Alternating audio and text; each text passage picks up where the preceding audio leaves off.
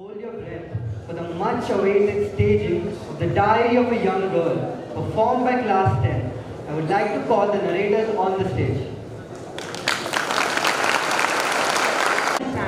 Was born on June 12, 1929 in Frankfurt, Germany. She was 3 years old when Margot, her sister, was born. After Hitler's rise in power, they started experiencing the first wave of anti-Semitic attacks instigated by the new Nazi government. Soon, Hitler began issuing anti-Jewish decrees one after another. So, in 1933, Otto and Edith Frank decided to migrate to the Netherlands for safety. Unfortunately, in May 1940, the Germans invaded and occupied the Netherlands and started persecuting the Jews. In July 1942, Margot received a call-up notice requiring her to report for deportation to a work camp in Germany. Otto immediately rushed his family to the secret hiding place he had been preparing on the top 2 floors of his company's building. This was called the secret Annex. Shortly thereafter, they were joined by the Van Dams and Mr. Dussel. Otto's loyal employees, Meep and Mr. Kraler, looked after these families in their hiding. Ladies and gentlemen, Class 10 of New Era High School presents The Diary of a Young Girl, live in the secret Annex.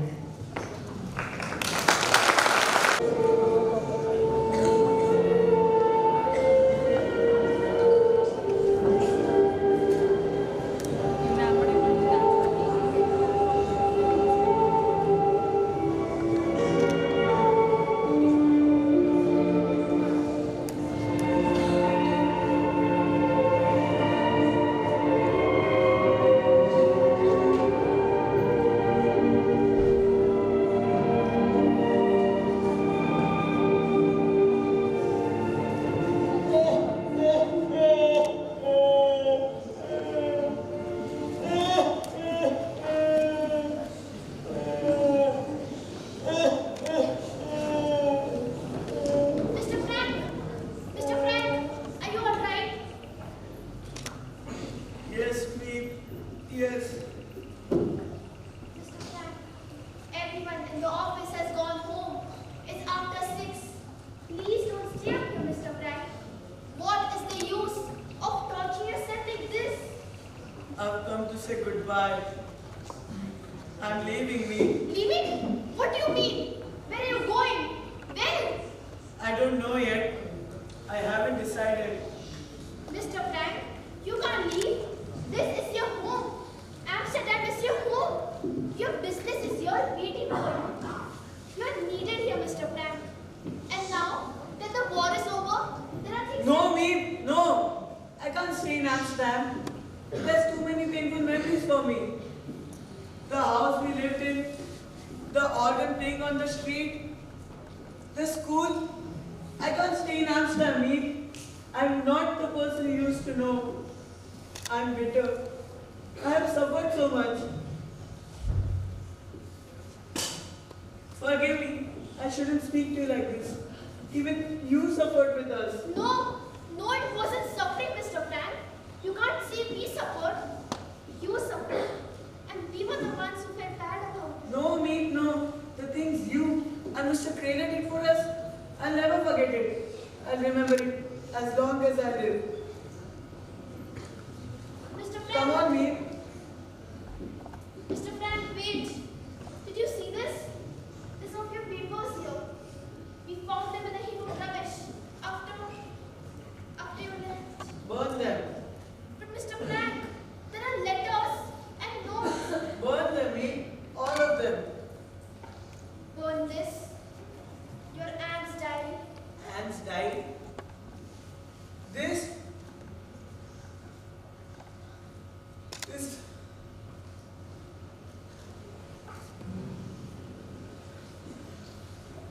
is my daughter Anne's diary. My lovely, lively Anne.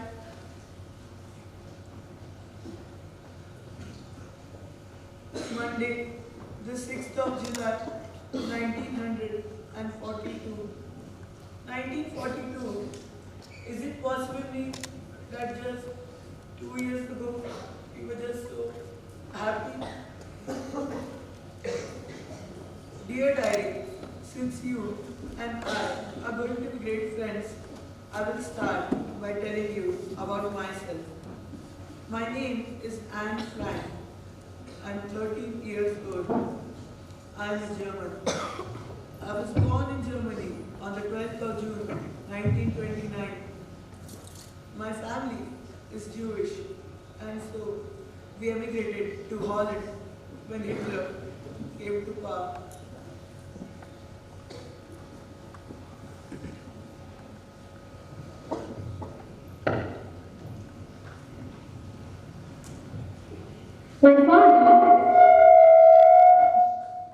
My father started a business importing spice and herbs. Things went well for us until 1940. I was gifted a diary on my 13th birthday. You know, paper has more patience than people. So I write in my diary. I named it Kitty. I talk to Kitty. I tell her all my thoughts, my secrets. I was happy. But soon came the war. The war, followed by Hitler. Things got very bad for the Jews. You could not do this and you could not do that. Restrictions after restrictions. They forced Papa out of his business. He had to wear yellow stars. I had to turn in my bike. I couldn't go to a dance school anymore. I couldn't go to the movies, or ride an automobile, or even a streetcar, and a million other things. But somehow, we children still managed to have some fun, you know. Yesterday, Father told me we were going into hiding. Where we were going, he wouldn't say. At 5 o'clock this morning, Mother woke me up and asked me to hurry and get dressed. I had to put on as many clothes as I could. It would look too suspicious if we walked along carrying suitcases. It wasn't until we were on our way that I realized where we were going. Our hiding place was supposed to be upstairs in a building where Father used to have his office. 3 other people were coming in with us. The Vandals and their son, Peter. Father knew the Vandals, but we had never met them. Thus, you understood Anne Frank's life in the secret Annex. Welcome. The year is 1942. The month is July. The place is the attic of Mr. Frank's office.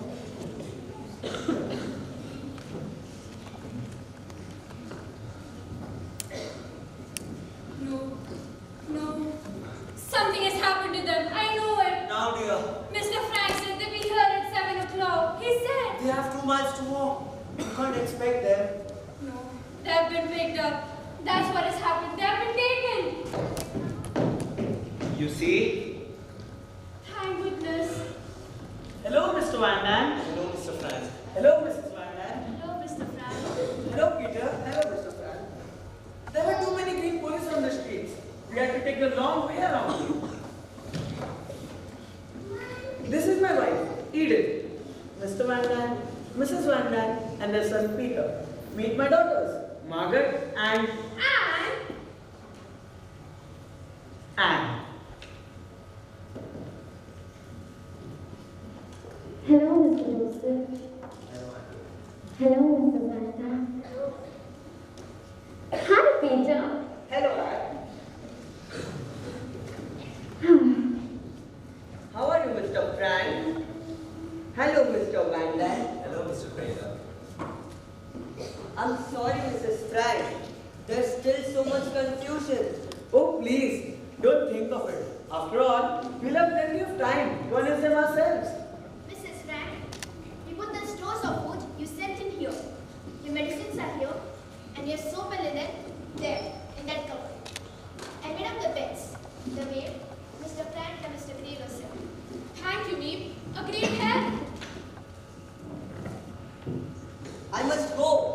must be out of here and downstairs in the office before the workmen get here.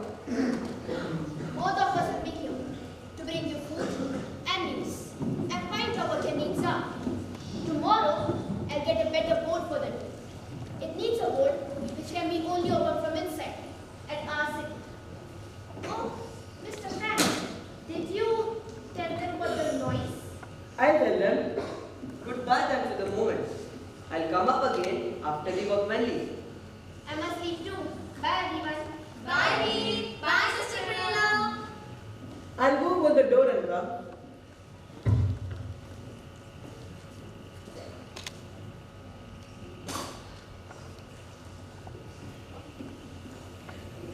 What did she mean about the noise? First, let us take off our coats. It's a wonder. We all didn't arouse a suspicion. No one was arrested. Wearing a fur coat in July on layers of clothing. Now, about the noise. While the men are still in the building, you must be completely quiet. Any sound which you make can be heard downstairs, not only in the workrooms, but in the offices too. The men come at about 8:30 and leave at about 5:30. So, to be perfectly safe, from 8 o'clock in the morning till 6 o'clock in the evening, we must not move until it's necessary, and only in stocking feet. No shoes. No shoes. We must not even speak above a whisper. We cannot run. We cannot run water. We cannot use the sink or even, forgive me, the toilet. The pipes go down to the workrooms. You know, it would be heard. No trash. No trash. We must never throw any trash which might reveal that someone is living up here. Not even a potato bean. We must burn everything in the stove at night. This is how we are going to live until it's over. We are to survive. Father, all of this, till when? Until it's over. After 6, we can laugh, we can play, we can read, just as we would at home. Now, I think it's better that we are settled before 8 o'clock. Mr. Frank, never, never can we thank you. I don't know what would have happened to us if it hadn't been for Mr. Frank. No, you don't know how your husband helped me when I got to this country.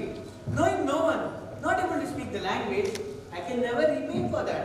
May I help with the things, Mr. Van Dam? No, thank you. Come around here. You'll be all right, Peter. You're not afraid. Oh, please, mother. I'm not afraid.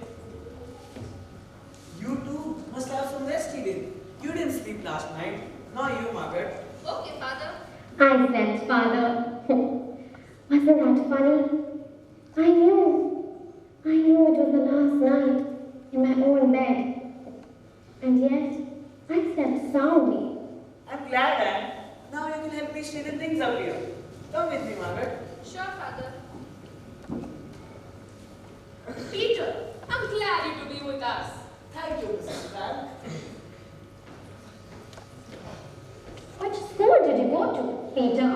Jewish secondary. Oh, but that's where Margaret and I go.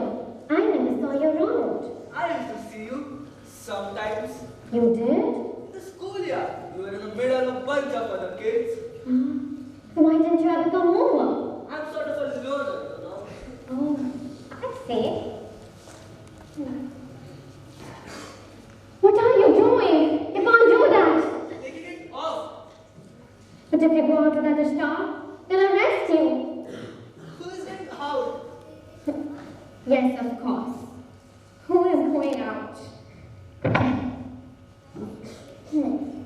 I wonder what our friends will think when we don't show up today.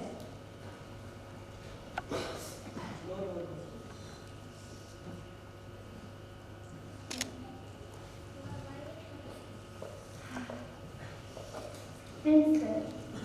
Pencil. I need a pencil. Pencil. Do you have a pencil? I don't have a pencil. It's okay. Pencil. I'm going down office to get a pencil. No! You must never go beyond that door! Why? I don't want you to ever go beyond that door! Never! Why? Why can't I go downstairs? Can I not even go downstairs on Sundays or at night time? No! Can I not even go downstairs to listen to the radio? No, Anne, no! Never! Come, have a seat. Why? I know, Anne, it will be hard for you. But, you know, between us, being here has a few advantages for you. For instance, you remember the other day, you had a battle with your mother on the subject of wearing overshoes, where you said you'd rather die than wearing overshoes, but you had to wear them. But now you see, for as long as we are here, you won't have to wear overshoes. Isn't that good? That's amazing. And the coat which I narrated from Margaret, you won't have to wear that anymore. And the piano, you won't have to practice on the piano. I'm telling you this, Anne, this is going to be a fine life for you. Yes, Father. I think I'll be fine. Don't you worry. I'll get going. Anne, here. Oh, thank you so much, Father. Go on, dear. La la la la la la la. La la la la la.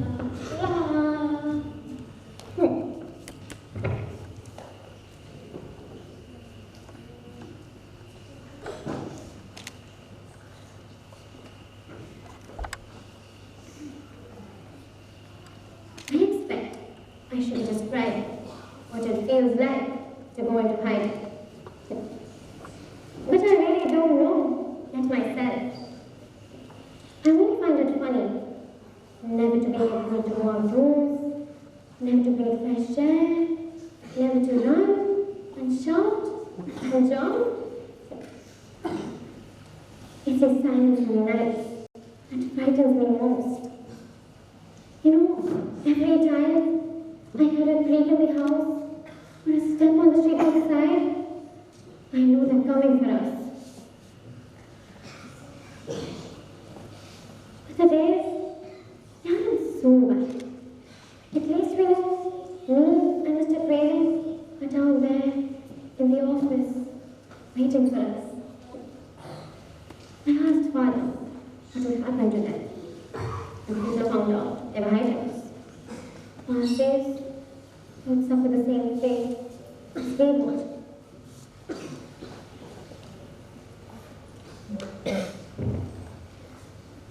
But imagine they know this, and whenever they come up here, they're cheerful and gay, as if there were nothing in this world to bother them.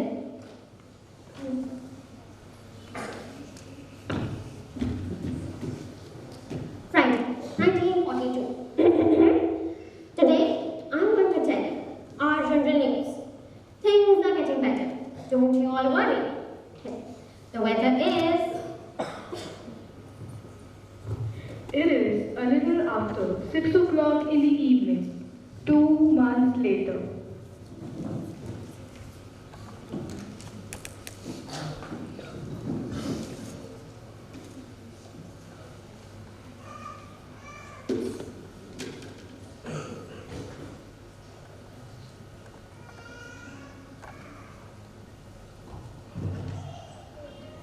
It's safe now. The last workman has left. Wait! And I'm first for the washroom. 6 o'clock, Margaret. School's over. Okay, Papa.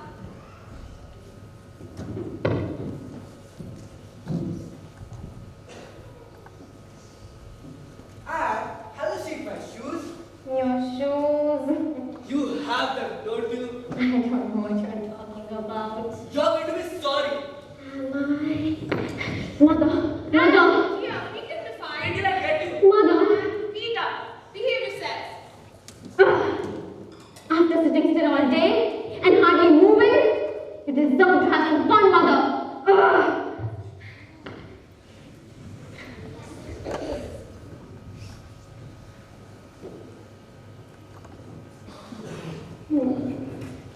This pink, thank you. Good evening, everyone. I am Peter.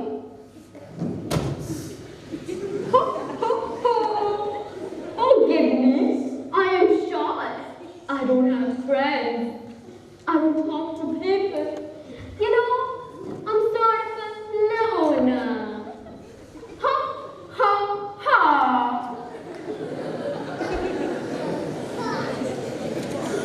Alright, this is quack, quack, quack. Peter!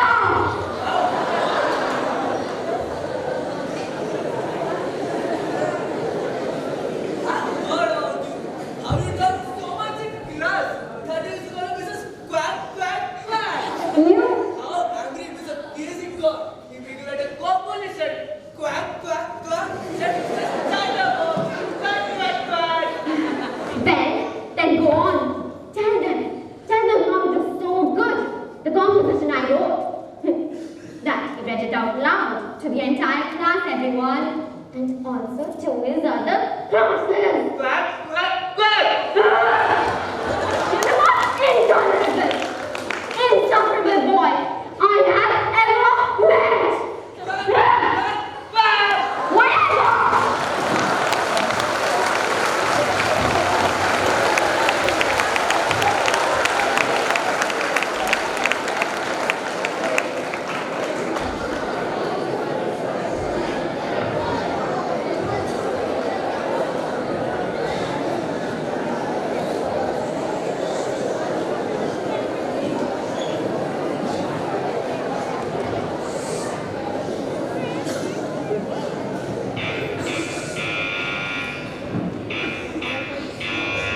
Wait, I get it.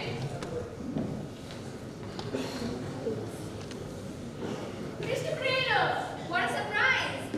How are you, Mr. Krela? When Mr. Crater comes, the sun begins to shine. Is Peep coming? No, not tonight. Would you like a cup of coffee? Or better still, have supper with us? Mr. Trailer has something important to talk over with us. Something happened, he says, which needs an immediate decision. What is it?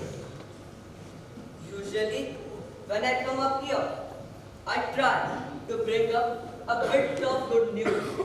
But what's the point of telling me the bad news when there's nothing you can do about it? But something happened today. Meeps doctor, came to me just now. He tells me that he has a Jewish friend living near him, a dentist. He says he's in trouble. He pleaded me. Could I ever do anything for that man? Could I find him an hiding place? So, I've come to you. I know it's a terrible thing to ask from you in a situation like this. But, will you take him in with you? No, of course. Why not? Thank you, Mr. Frank. It will be just for a day or two until I find him an hiding place. This happened so suddenly that I didn't realize where to turn. Where is he now? Downstairs in the office. Good, bring him up. His name is Dussel, Jon Dussel. Dussel. I think I know him. I'll get him. Forgive me if I spoke without consulting you, but I knew you feel as I do. There is no reason for you to consult us. This is your place. And we don't have enough food. We can stretch the food for a bit. It's only for a few days. But we don't have enough food. Mr. Van I think it's fine to have him. Come in, Mr. Dussel.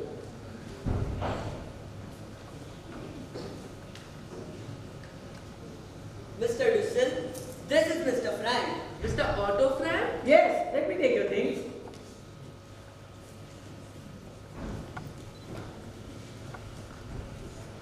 Me, Mr. Van Dam. Hello, Mr. Van Dam. Hello. Mrs. Van Dam. Hello, Mrs. Frank. Hello, Dussel. My wife Edith. Hello, Mr. Dussel. Mr. Peter. Hi, Peter. Hello, Mr. Dussel. And my daughters, Margaret and Anne. Hi, Margaret. Hello, Hi, Mr. Anne. Dussel. Hello, Mr. Dussel. Thank you, Mr. Frank. Thank you all. Mr. Dussel, I leave you in safe hands. What can I say to thank you, Mr. Trailer? Thank Mr. Crater. Mr. Crater and me, they're a lifeline. Without them, we could not survive. Please, you make us seem very heroic. It isn't like that at all. We simply don't like the Nazis. We don't like their methods. We don't like... I know. Mr. Dussel, I leave you in safe hands. Good night, Mr. Dussel. Good night, Mr. Good night, everyone. Good Good night. night, Mr. Crater. We'll see you tomorrow. Please have a seat, Mr. Dussel. Thank you, Mrs. Fred. I'm dreaming. I know it. I can't believe my eyes. Mr. Otto Frank, here? You're not in Switzerland then? No. A woman told me she'd been to your house. The door was open, everything in disorder, dishes in the sink. She said she found a piece of paper in the wastebasket with address scribbled on it. An address in Zurich. She said you might have escaped to Zurich then. No, Mr. Dussel. It was kept there on purpose by Pa, so that everyone would think that very thing. So you've been here all the time? Yes. All the time. Ever since July. Pa, it worked. The address you left. Mr. Dussel says everyone thinks you've escaped to Switzerland. I'm glad. And now, let's welcome Mr. Dussel. Welcome, sir. Thank you, Mr. Frank. We're very honored to have you with us. Mr. Van Dyke, you don't realize what's happening outside. You don't realize what's going on.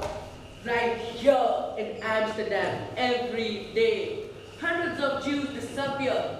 They surround the block and search house by house. Children come from school to home to find their parents gone. Hundreds are deported. People that you and I know. The Hammerstein, the Wiesel. The reason? Oh no. They get their call-up notice. Come to the Jewish theater on such and such a day and hour, and carry only what you can carry in a rucksack. And if you don't come, they drag you from your houses and ship you off to Dussel, the death camp. We didn't know. Things have got so much worse outside. Forgive me for speaking, sir. Mr. Dussel, do you know the day was? The daughter Yopi and I were in the same class. You know, Yopi's my best friend. They gone and it's all the others. Gone? But all the others? Not Yopi. There were some people called Wagner. They I think we should put this off until later. We all have many questions which we want to ask to Mr. Dussel, but I think it's better that he settled before supper. And could you take Mr. Dussel to his room, please? Sure, Father. Thank you. This way, sir. Forgive me if I haven't expressed my gratitude to all of you. This has been a shock to me. I always thought of myself as Dutch. I was born in Holland. My father was born in Holland. My grandfather? And now, after all these years, if you'll excuse me. This way. So the days in the secret annex passed by. One day, in the middle of the night, several months later, everyone is asleep.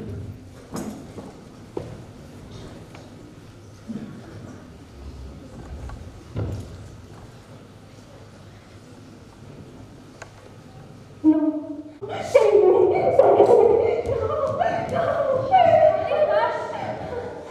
Mr. Dussel, will you be kind enough to turn on the lights?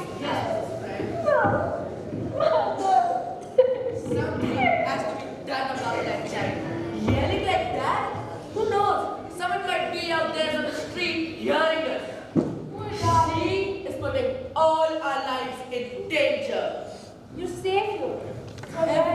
Every night she twists and turns. I barely sleep. Half of my night goes into comforting her, and now it's nightmares? Mr. Dussel, go back to bed. She'll be yourself in a minute or two. Whatever. Won't you, Anne? What is it, What happened? A nightmare. She's having a nightmare. What was as to right, Steve, until God's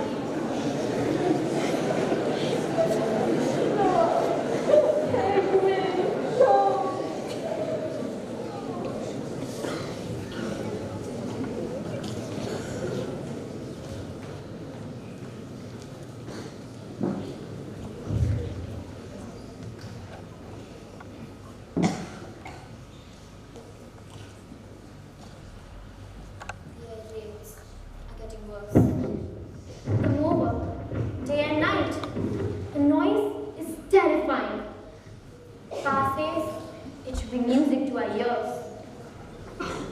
Sooner the planes, sooner will the end come to the war. But when the planes come, everyone is frightened.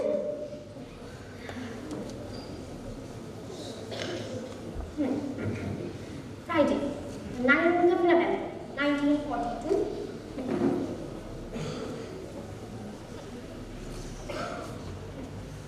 Wonderful news. The Annex have landed in Africa. Pa says they have an early finish to the war. Can't wait. Just for fun, he asked each of us what was the first thing we'd like to do when we got out of here. Susanna longs to be at home with her own things. The little point chairs her father gave her, or the piano, the best money could buy. Peter, he wants to go to a movie.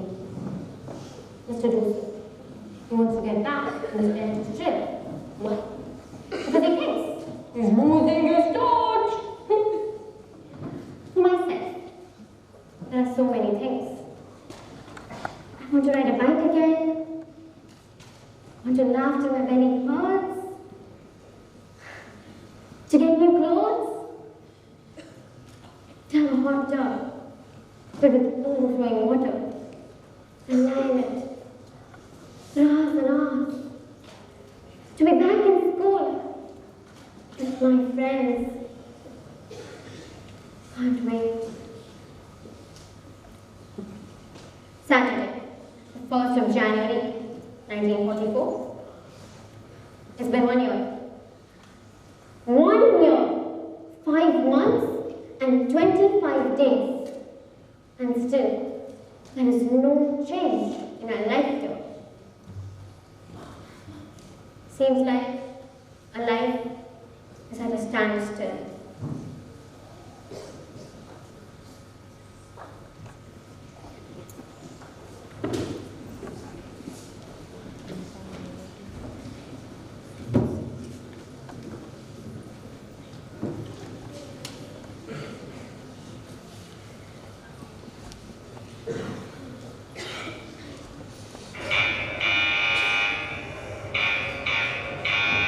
It's me. I'll go get the door.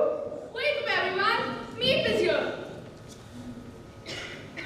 Me. Hello, Anne. And Mr. Cradle, what a delightful surprise. We came to bring you New Year's greetings.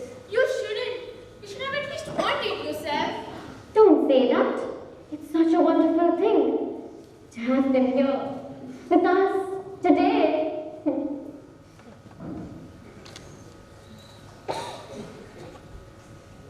I can smell the cold and wind from outside, everyone. Anne, I have some flowers for you. Thank you so much, May. How are you, Margot? Feeling any better? Yes, I'm all right. You know, we filled her with every kind of pill, so she won't cough and make a noise. Well, hello, Meep and Mr. Cradle. With my hope for peace in the new year. Thank you. Look what Mr. Taylor brought for us. Okay. Wow! Okay, I'll get some plates. Mr. Frank, I have some contracts here. I wonder if you could look over them with me. Of course. If we could go downstairs. will you please forgive us? It won't take him but a minute. What's happened? Something has happened, isn't it? No, really, I want a father's advice. Something has happened, I know that. If it's something that concerns us, it's better to tell them the truth. But the children, they can imagine the worst. Just tell them the truth. Okay then. It's a man in the story. I don't know whether you know him or not. Carl, about 50. Heavy set, short-sighted. He came with us just before you left. He was from Utrecht? Yes, that's the man. He met me a couple of weeks ago in the storeroom. He closed the door behind me and asked me if I had seen Mr. Frank or heard anything from him. I told him I knew the rumors about Mr. Frank being into hiding in Switzerland. He told me he knew that rumors too. But he thought I knew something more about him. I didn't pay much attention to it. But then, yesterday, he came to my office with his invoices as I was going through them. And I looked at him. I saw him. He was looking at the bookcase, your bookcase. He told me he remembered a door going to the loft. Then he asked me for 20 guilders. Blackmail. 20 guilders? Very modest blackmail. That is just the beginning. What did you tell him? I told him I had to think about it. What shall I do? Pay him the money or take a chance of firing him or what not? I don't know. For God's sake, don't fire him. Pay him what he asks for and keep him where you can have an eye on him. For now, offer him half. Let's see if it's blackmail or not. And if it is, you've got to pay the money, haven't we? We'll see that when the time comes.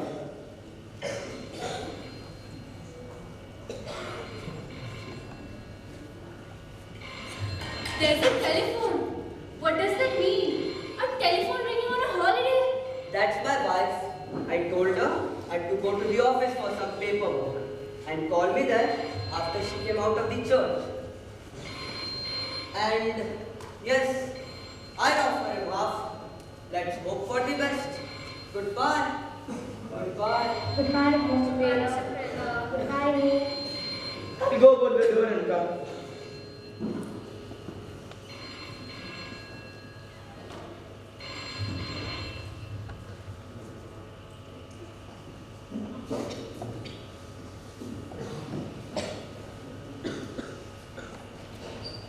We had bad news. People from whom neighborhood on food have been arrested. We'll have to just cut down on it in a few days. Not a big deal. The stones are so empty. And the number makes sounds. All in different keys. Mr. Ganda. Mr. Ganda. Hello. Like a hospital. Mine. Hi. Whistling like a flute. But you know what's been worse? The rats have been at work again. They've taken some of our precious food.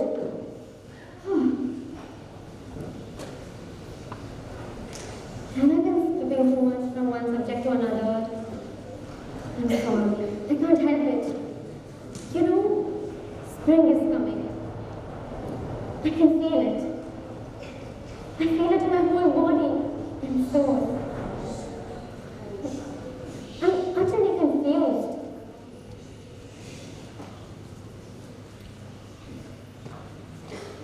I'm longing.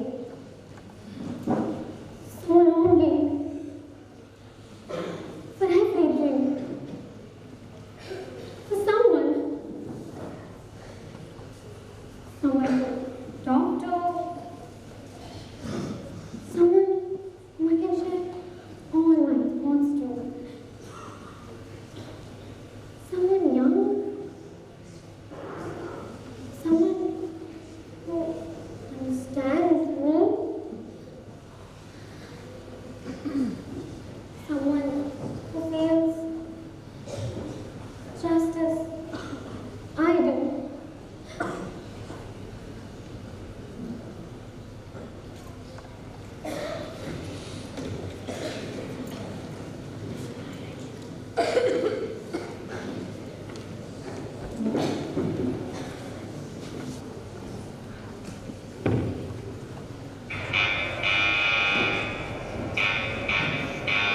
It's me. I go get it. Mr. Frank, the most wonderful news!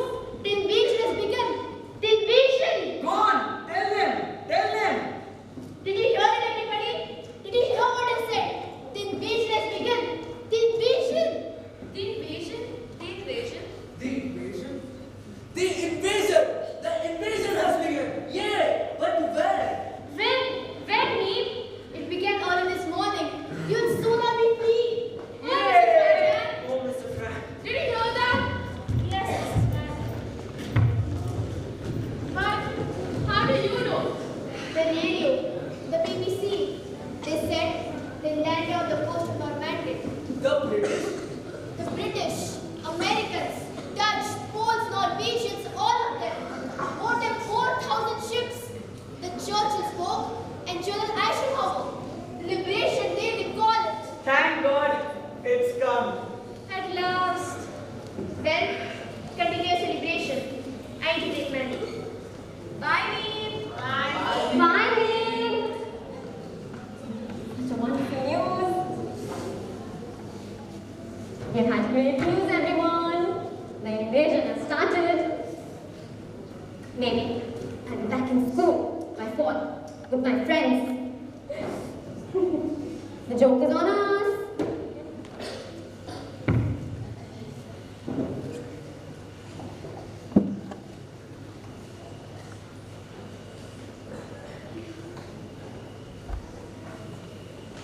August 1944. The invasion seems to be temporarily bogged down. Mr. Grader is supposed to have an important surgery. Seems quite serious. My poor pa can't live less than his up this time. You know, I've often been downcast myself, but I've never been in despair. I can shake off everything I write. But that is the biggest question.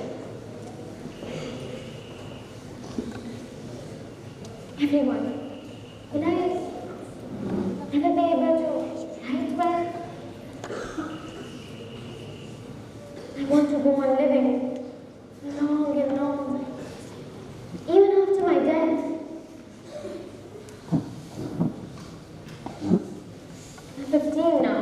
It's been a year. Now, I know what I want. Yes, now I know what I want. Now, I have a goal. I have an opinion. Now, I know what I want to do. On a morning, 2 days later,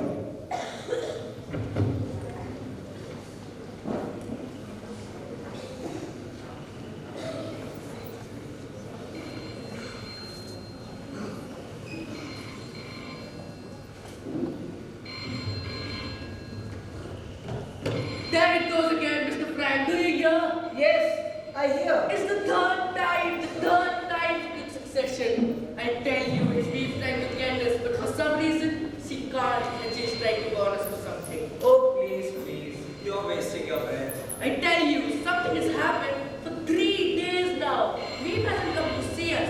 Not a man at work, and there hasn't been a sound in the building yet. Perhaps it's Sunday today. You have lost track of the days. You with the diary. What day is it? I don't lose the track of days. I know exactly what day it is. It is the 4th of August, Friday, and not a man at work. I tell you, Mr. Grayler's dead. That's the only explanation. They've closed down the building and Veep's trying to tell us about it. But she will never telephone us. Mr. Brand, I beg you, ask Just listen them. to it. You don't need to answer if you No. For God's Please sake, answer. answer them. No! I will never do anything at my risk all our life. Mr. Frank's right. I believe if we wait patiently, help will come. I'm going down.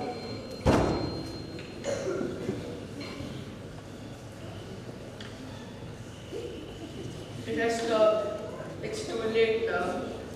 So we all just wait here until we die? I can't stand it anymore. I'll kill For myself. God's sake, I'll stop kill all this. myself. Oh, Mrs. Van Dam.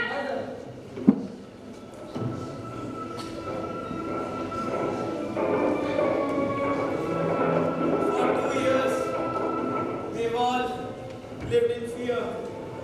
But now, it will all end.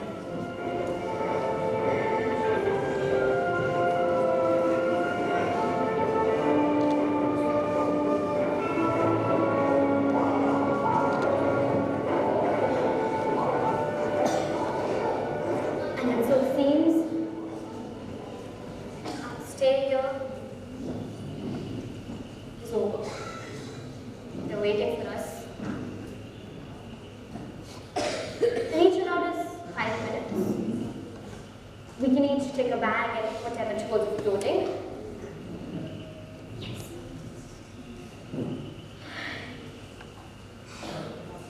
So dear Danny, seems like I have to leave you behind.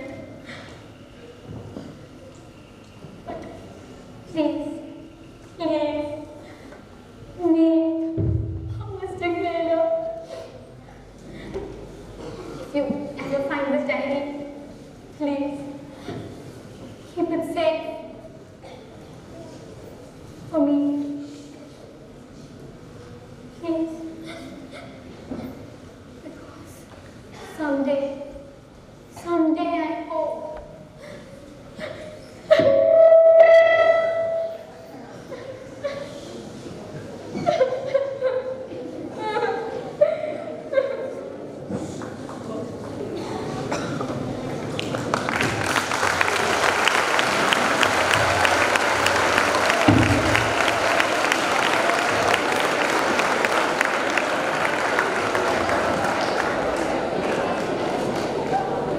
Upon their arrest, the 8 residents of the secret Annex were taken to a prison in Amsterdam.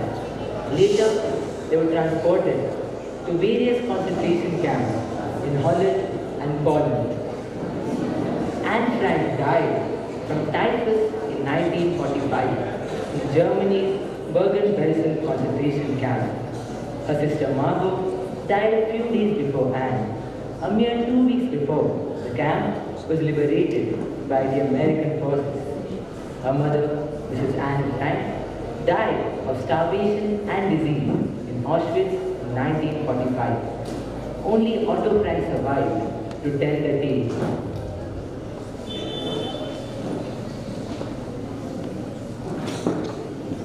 Blank pages. No more writing. I had gone to the country to find food. When I came back, the block was surrounded by police. We made it our business to learn how they knew of our presence. Maybe it was a thief who came in and broke at night and heard the noise coming from the attic. It feels strange to say this, that anyone should be happy in a concentration camp. But Anne was happy in a concentration camp in Holland, where they took us first. After 2 years of being shut in the attic, Anne was finally free, out in the sunshine and fresh air, which she loved. The news of the war was good. The British and Americans were sweeping through France. We believed they'd get us in time. In September, we were being shipped to Poland. We went to one camp and they went to another. I was sent to Auschwitz and they were sent to Belsen. In January, we were freed, those who were left. The war was to get over, so it took us time to get back home. We traveled in trains. Whenever our train would stop at a siding or a crossing, people would go and ask, were you in Belsen? Were you in Gudenwald? Were you in Mauthausen? Is it possible that you knew my wife? My daughter? My son? That's how I knew. Margaret, the Badlands, Dussel, but Anne, I still hope. Yesterday, I went to Rotterdam. I heard of a woman there. She'll be in Dussel with Anne. I know now. Anne's no more. She's no more. No more.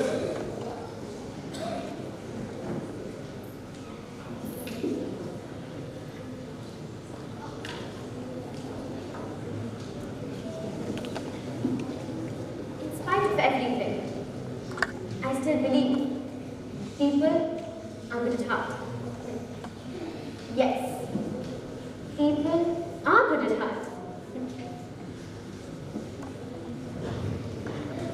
She puts me to shame. And Frank, you put us all to shame. You still believe in the goodness of people.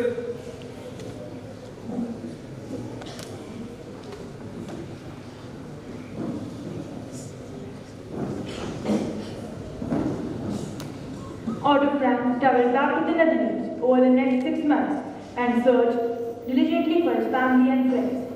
By the end of 1945, he realized that he was the sole survivor of the secret Annex. He died in 1980. Otto Frank dedicated the rest of his life to reconciliation and human rights around the world.